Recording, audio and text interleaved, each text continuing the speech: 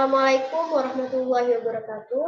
Perkenalkan, nama saya Zulfia, kelas 4B. Di sini saya akan membuat video penugasan mata kuliah Hukum Ketenagakerjaan. Berikut PPT yang telah saya buat. Saya di sini akan menjelaskan mengenai penetapan peraturan pemerintah pengganti Undang-Undang Nomor 2 Tahun 2022 tentang Cipta Kerja yang menjadi undang-undang.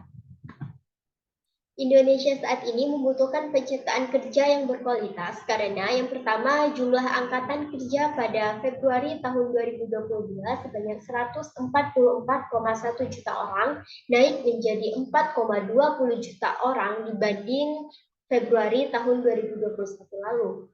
Yang kedua, penduduk yang bekerja sebanyak 135,61 juta orang, di mana sebanyak 81,33 juta orang atau 59,97% bekerja pada kegiatan informal. Yang ketiga, pandemi coronavirus disease 2019 atau COVID-19 memberikan dampak kepada 11,53 juta orang atau 5,53% penduduk usia kerja, yaitu pengangguran sebanyak 0,96 juta orang, bukan angkatan kerja sebanyak 0,55 juta orang, dan tidak bekerja sebanyak 0,58 juta orang, dan penduduk bekerja yang mengalami pengangguran jam kerja sebanyak 9,44 juta orang. Dan yang terakhir, dibutuhkan kenaikan upah yang pertumbuhannya sejalan dengan pertumbuhan ekonomi dan peningkatan produktivitas pekerja. Peraturan pemerintah pengganti Undang-Undang tentang Cipta Kerja ini mencakup beberapa hal yang terkait dengan yang pertama, peningkatan ekosistem investasi dan kegiatan berusaha, yang kedua, peningkatan perlindungan dan kesejahteraan pekerja, yang ketiga, kemudahan, pemberdayaan, dan perlindungan koperasi dan usaha mikro, kecil, dan menengah. Dan yang terakhir, peningkatan investasi pemerintah dan percepatan proyek strategis nasional. Ruang lingkup dari peraturan pemerintah pengganti Undang-Undang Tenaga Cipta Kerja ini sendiri meliputi beberapa hal. Yang pertama, peningkatan ekosistem investasi dan kegiatan berusaha. Yang kedua, ketenagakerjaan tentunya.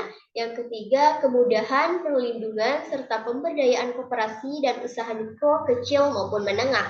Yang keempat, kemudahan berusaha. Yang kelima, dukungan riset dan inovasi. Yang keenam, pengadaan tanah. Yang ketujuh, kawasan ekonomi. 8, investasi pemerintah pusat dan percepatan proyek strategis nasional.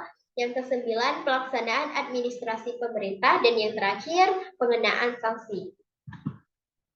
Presiden Republik Indonesia menetapkan peraturan pemerintah pengganti Undang-Undang Cipta Kerja ini dalam beberapa bab, diantaranya bab pertama mengenai ketentuan umum. Pasal 1 dalam peraturan pemerintah pengganti undang-undang ini yang dimaksud dengan yang pertama Cipta Kerja, koperasi, usaha mikro, kecil, dan menengah, perizinan berusaha, pemerintah pusat, pemerintah daerah, pemerintah daerah, pelaku usaha, badan usaha, rencana detail tata ruang, persetujuan bangunan gedung, dan hari. Dan bab kedua itu mengenai asas, tujuan, dan ruang lingkup ketenagakerjaan. Bab 3 mengenai peningkatan ekosistem investasi dan kegiatan berusaha. Bab 4 mengenai ketenagakerjaan, dan bab yang terakhir yaitu ketentuan penutup.